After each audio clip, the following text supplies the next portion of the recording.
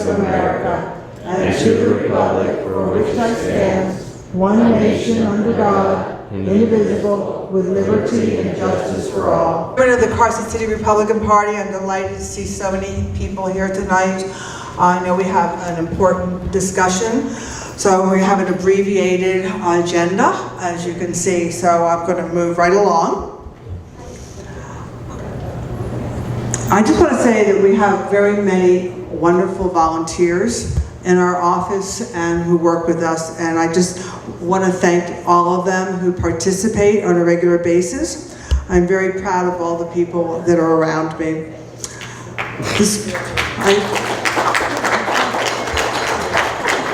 You're all wonderful. The volunteers I have that work for you are just fantastic, so thank you very much.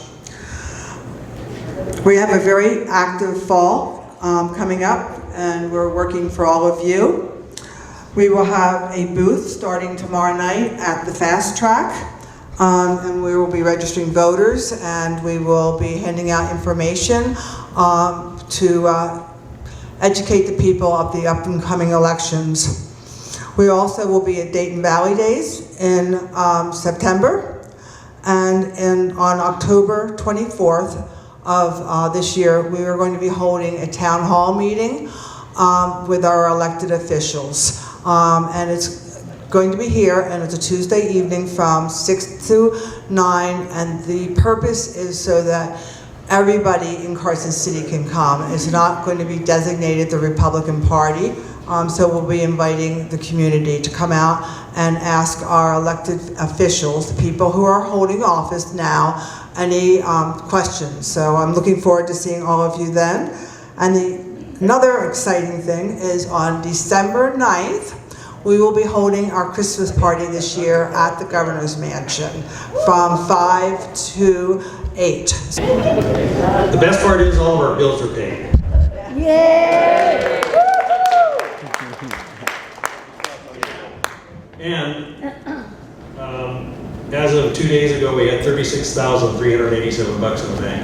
Wow. And I did it all by myself. I know that everybody's anxious to hear about the caucus and the pros and cons, and so here we go, Jim, and have fun. Thank you, Susan. I thought I at least got to wait through the business meeting. That was, when you said accelerated processing, I didn't think that's real accelerated because you'd serve me up so quickly. we're going to be here a while, I bet. Thank you for having me here tonight. Thank you for Susan for asking me. For those who don't know me, I'm Jim Hindle. I am the vice chair of the Nevada GOP. I also get the dubious distinction to be part of the PAC that helps Scott Hone with the Secretary of State as the as the clerk and treasurer for Story County up in Virginia City. And so much of what we're going to talk about tonight is very much what Scott and I are living day to day right now, which is planning elections with all the fun that comes with that based on state government getting involved. So that's going to lead me off with my first thing for you to think about. And many of you probably have heard me say this before, but there's a friend of mine that lives up in the Virginia City Highlands that has a bumper sticker. And that bumper sticker says, "Some government is necessary. All government is predatory. How big do you want your predator to be?" Oh, that's beautiful. So that is part of the premise that we're going to talk through about why the Nevada GOP believes strongly in a caucus. How many here believe that we ought to have traceable and secure paper ballots or pre-authorized and approved absentee ballots? These are all basic Republican principles. There's more I can go through, but I don't want to bore you and I don't want to take too much time about the lawsuit that the Nevada GOP put forward against the governor and the Secretary of State. Again, the reason you sue the governor and the Secretary of State is not because we're going after Governor Joe Lombardo, but because he's the head of the state. You have to do that based on proffering a lawsuit. The issue we were challenging is there is nothing in state law that puts any meaning to the presidential primary. There's nothing in state law that dictates to a private organization, which are political parties, Democrat, Republican, Green, Libertarian, how they select their nominees. Especially a federal office, because you've got to remember that president is unique. President is not nominated at the state level, as we do our senators, our congress people, our assembly people, and our state senators. The president is nominated by the party at the party's national convention. It is selected by the representatives from the states who represent those states to the national party. That is what this is all about, is how do we select our delegates, and who are our delegates pledged to post their votes for nomination for president and vice president at the national convention. Come back a step. We have been doing caucuses, as far as I've been involved, since 2008. Yes. So this idea that we haven't been doing caucuses is not true. We have been running caucuses, most of them successful. A couple of them have been a little bit stressful, the beginning ones. But we've been running caucuses now for almost 20 years, let's say 15, 18 years.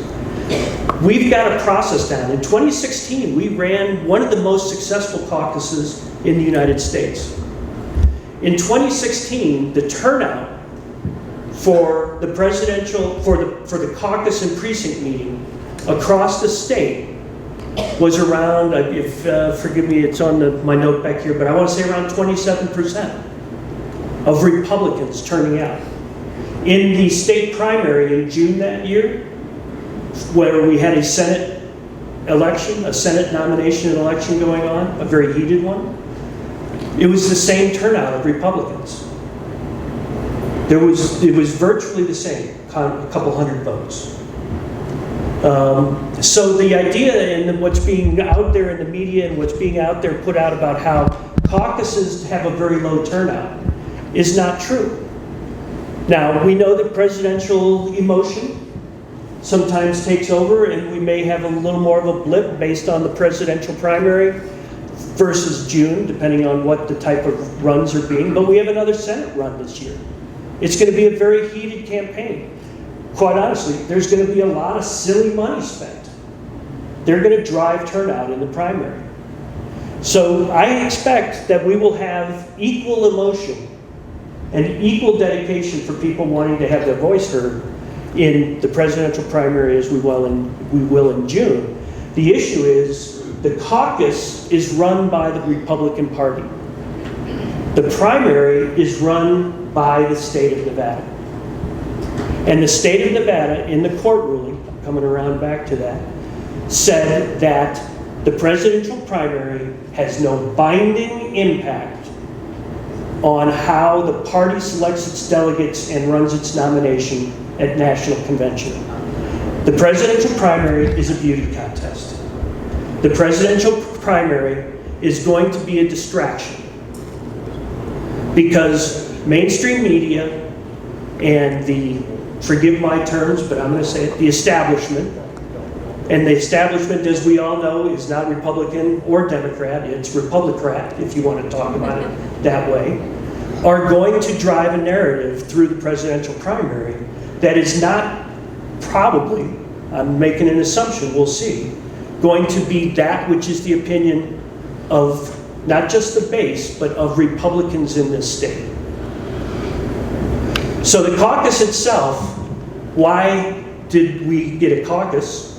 And I'm going to step from that and say, why are we at a primary right now? Why in 2021 did the legislature drive a primary? Democrat-controlled legislature, as we all know, drove the primary because in 2020, The establishment Democrats were extremely distressed that Bernie Sanders and the Socialist Democrat wing took over the state Democrat Party.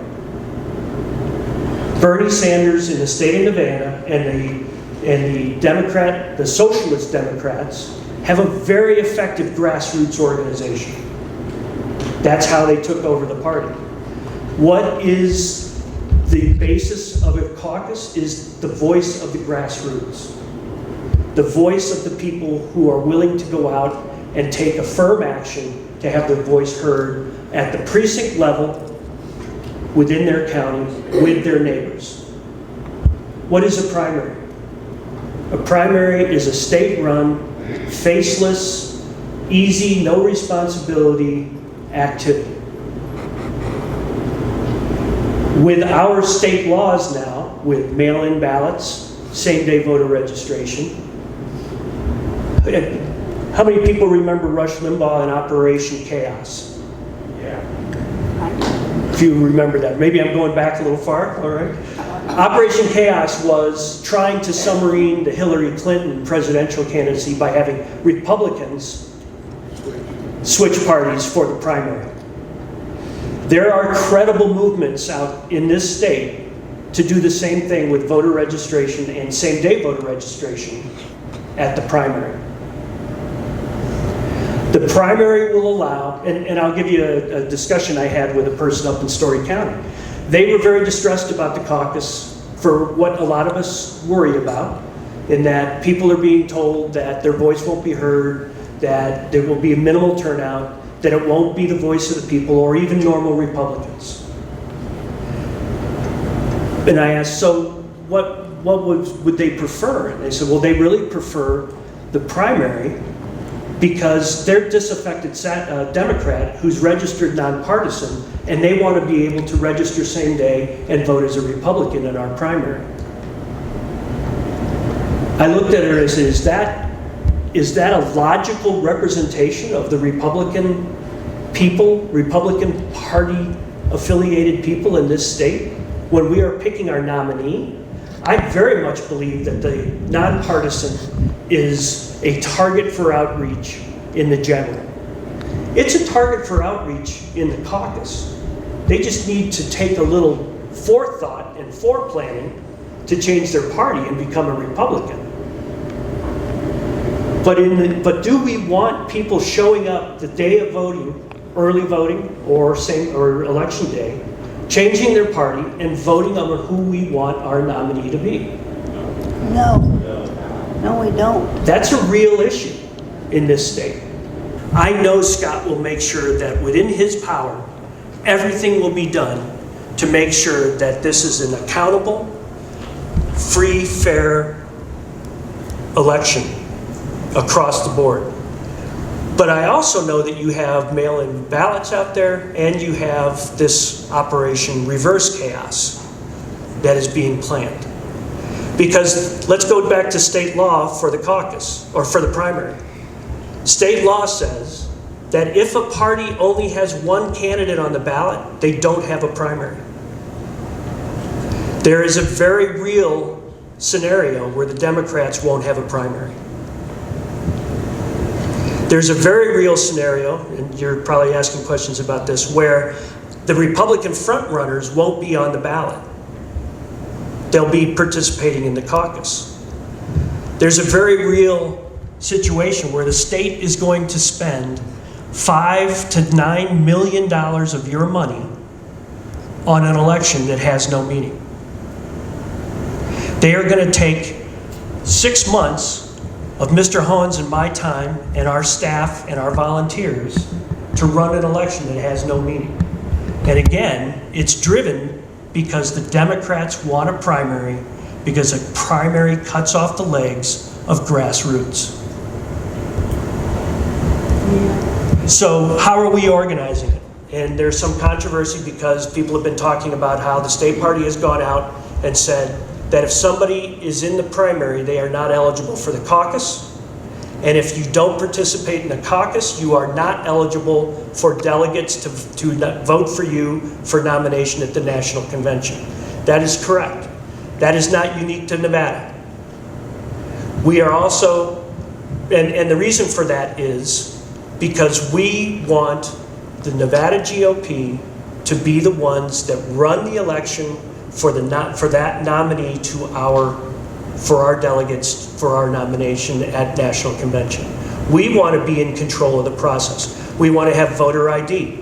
We want to have it so that it's registered Republicans as of the beginning of January 2024 who are eligible to participate in the caucus. You need to have some commitment and you need to have some planning and forethought to want to participate, as opposed to just show up and say, I'm a disaffected nonpartisan, I want to vote for Chris Christie. Jim, would you explain that again? I think maybe we kind of missed your point there of what you said at the beginning. If we're allowed, or if the whole electorate is allowed to vote in somebody else's election, you could end up with people that the party did not want, because anybody can get involved. Correct. So I'm opening up the door for everybody shouting out, and we will do that. We'll take questions here in a moment. But yes, the issue is when you are going through a primary for President of the United States of how you are going to delegate your representatives to National Convention to vote for your nominee, you want it to be Republicans that are voting to drive that result. Now, whether it's 5% or it's 25%, it still is a corruption of the process to have non-Republicans show up and vote Republican, either through early voting or on election day, to drive our nominee. Because, and I have to go back and see how we're running the rules. We have to submit rules to the RNC by October 1st about how our process will be run, which is basically going to be very similar to how we ran it in 2016. If you remember, in 2020, we did not have a caucus because we had an incumbent Republican candidate running for re-election. It was a foregone conclusion who the state party was going to support. It's an overwhelmingly popular incumbent president running for re-election. So this time, we're going to modify some rules, but basically, our delegates can be proportional if certain candidates in the caucus earn over a threshold amount of votes. So you could have it where we have it split between Trump, Vivek Ramaswamy, and Ron DeSantis. We could be pledging candidates to those based on the popularity and the commitment that the caucus voters have to their candidate. The issue we have is that we want it to be the Republicans who drive that result. And my feeling, and this is me personally, is that we invite all Republicans across the state to participate in this caucus. You don't have to hang out for the precinct meeting. You can come in, you can place your vote, you show your ID, you're on the list of registered Republicans within your county, you vote and you leave. If you are military or you are somehow drawn away and you know you aren't going to be able to participate, there's an absentee ballot process. But it's with ID, it's with request, it's with verified Republican voter, with security that allows it to know that that's the person who returned the ballot, not some nameless, faceless person who got a hold of it and just returned it in their name. So we are working through the process, but it's going to be very similar to what we did in 2016, which was widely participated in and selected Donald Trump as our nominee in 2016, as the nominee we pledged to support at convention in 2016. There are a lot of rumors going around that this is just a way for the state party to ensure that Donald Trump is the nominee from Nevada. That is up to the individuals who participate in the caucus. There is nothing that will eliminate the ability for candidates to participate if they want to be on the ballot. If they want to participate in the primary, they can do that. It just will have no impact. It will clearly, and Mayor Bagwell and I have had some conversations on this, it will clearly create a mess. And I agree that it will create a mess. I've also very strongly responded to people who say, well, you're just doing what the Democrats want you to do because you're going to create a mess. I said, the Democrats are the ones that want us to be in a primary. And yes, they do want it to be chaotic, but I'm very confident with the strength we have in our counties that we will run a very good caucus, and it will have tremendous integrity, and we will be proud of what the result shows, because we know it will be a valid result. The candidates at a caucus are able to send in surrogates, they're able to make presentations, they're able to try and motivate and coerce is the wrong word, right? That has negative connotations. It's your neighbors that you're talking to, and your neighbors are going to have different ideas. I just standing here tonight, I heard people who are supporting 4 different candidates. That's beautiful. That's what we're about. And we ought to be about doing that in small groups at the precinct level within our counties. And our count should have the integrity of the knowledge of the people participating, that the votes tally up to that precinct, the people that are there within the precinct level, that those votes, when they're counted that evening, count up and are equal to the people that are there and the verified absentees. And then that rolls up, and we know that those numbers are legitimate. Sorry, I'm an election denier. That's not new news. That's all over the press. And DC knows it very well. We will have the integrity of our vote, and we will have a result that night. The primary is on Tuesday, February 6th. The primary starts middle of January with early voting. The primary will end, Scott, forgive me if I'm a little off, but it will end on Monday, February 12th or 13th, whatever that Monday is when the actual result will be tallied. So the election month is actually just when you're voting. The election's going to start in October. I really don't look forward to going through the holiday season in the middle of presidential campaigning, but that's what we're in. And that's what Scott and I are going to have to live through when we're trying to get things prepared, verified, set up with our staff through holidays. And all of this, I shouldn't say all of it, an additional jump of this presidential primary by the Democrats in the legislature in 2021 was to make Nevada the first in the country, because we are the most representative state demographically across the country. We will still not be the first in the country. And our result is very close to not even coming out before the South Carolina primary. So again, the GOP caucus in Nevada will have a result on Thursday, February 8th. And we will be able to report our result and rally around our nominees or our delegates around the nominees that are selected as of the evening of February 8th. One other thing I want to dispel is all the talk about how we're extorting the candidates. We are charging the candidates $50,000 to be on the caucus ballot. The Democrats in 2020 charged $100,000 to be on the state ballot. The going rate across other states is about $50,000. Iowa charges, I've got my note here, I'm going to say Iowa charges $35,000. It's a caucus. Who's next? New Hampshire charges Iowa charges 50. New Hampshire, I think, is 35. But the 35 for the primary buys you the database. So, and with our $50,000, you get the database, you get the contacts. I know some of you are now looking at me like, don't give my number out. But they get the database. They also are able to get certain other perks that we will provide them within meetings, etc. So it's not just 50 grand for nothing. But our plan is, as opposed to the taxpayers paying for the primary, the candidates will be paying for the caucus. That is the budget we have set out.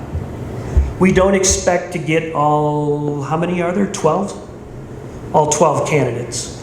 We probably will get 5 to 6, is my thought. Maybe only 4. But you're going to get the candidates you want to have in consideration. One of the most powerful things that we have going for us in a caucus, and I don't want to get too statistical scientific here, is that the prime number for influence, network, personal network, is around 35. Most people have influence over and good connections with 35 people. Many of us know more, but when you think of your opinion exchanges, that's a nugget. Maybe a little smaller, maybe a little bigger, depending on who you are. The caucus is counting on the exponential, on the growth of that 35. Neighbor to neighbor, opinion leader to opinion leader to people who they look to for opinions. That's what will get turnout. That's what will get this to be successful. And that is why the power lies on the people in this room. The power of the caucus is from us. It's from us telling people the significance of it, the reason for it. And again, if we allow the government to tell us how we are selecting our nominee, aren't we just feeding that predator? The Secretary of State Elections Office has doubled in size in a year. Tripled in size in a year. My office hasn't tripled. Carson City's clerk office hasn't tripled. Lori's very sure, and Mo is very sure about that. The predator is getting bigger.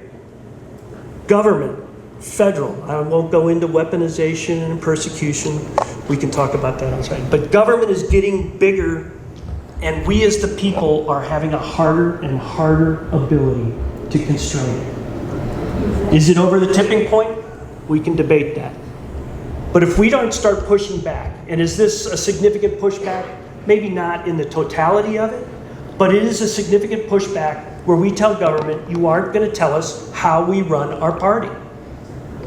We are going to run our party, and we are going to use it to select our nominee in the best way we know how to do. Okay, do we have time for questions?